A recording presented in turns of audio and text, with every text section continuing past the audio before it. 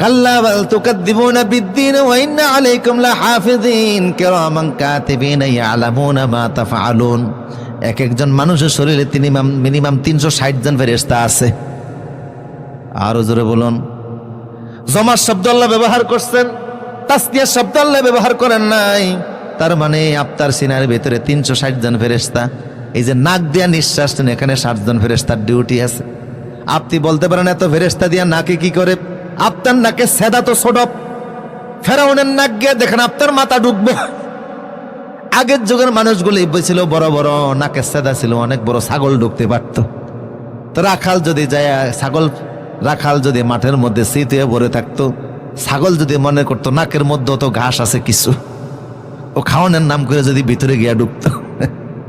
বরিশাল থেকে লঞ্চ আছে ঢাকার দিকে, বুঝেন না কথা? অধিকাংশ মানুষ লঞ্চের মধ্যে শীত হয়ে শুয়ে দেখে।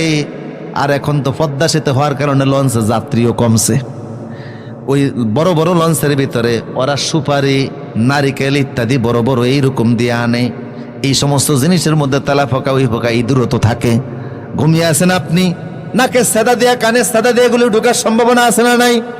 আল্লাহ বলে বান্দা যেন ঘুমাইতে পারে, সেই জন্য নাকের মধ্যে 7 জন ফেরেশতা ডিউটি পালন করে।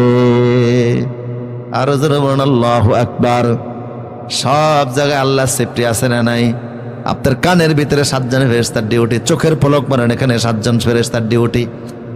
মিনিমাম এক একজন মানুষের শরীরে 360 জন ফেরেশতার ডিউটি আছে। লেখার ফেরেশতাই 5 জন,